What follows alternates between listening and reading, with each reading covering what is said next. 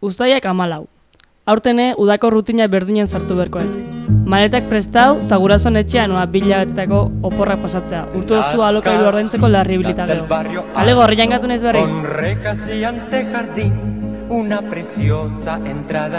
Urtero bezala, betiko tabernan azilanian, balentza zehatzi gabe, ez dakit bilar lanea junberkoten eo ez, Lorentxok aukeratuko unere urtegila.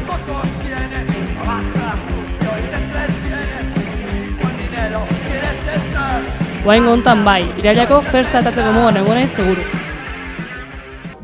Lanetik atea eta bizikletan abitu naiz maldekoitik. Pasia erra dabiltzan 2 munipak jeisteko esan arte, ezkarrak inaizela txakurakin atea. Domingeroak utzitako opariak eskibatuz, trako ondartza petaua ibeira, tipitapa jaunez taberneta alako batian. Taberna sartu naiz, lagunenganen iristeako 7 hizkuntzetan agurtzen ikasi dut, eta tabernaia tragoan truke begi bat ordain. Nire alboko hile horiak berriz, nahikoa izan du pultzeratxu erakustiakin.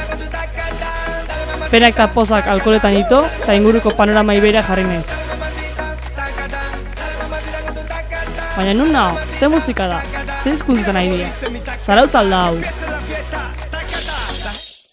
Hau da zarauzar gazte baten egunerokoa. Zarautz turistiko batean. Udako bizi guztia hil egiten da neguan, eta neguko herri bizitzaren xarma galdu udan.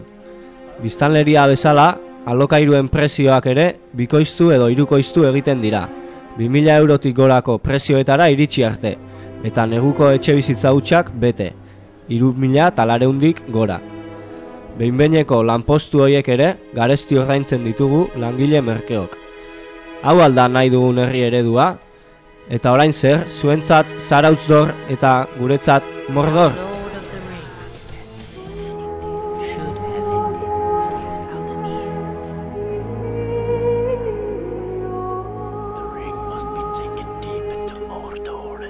Back into the fiery chasm from whence it came.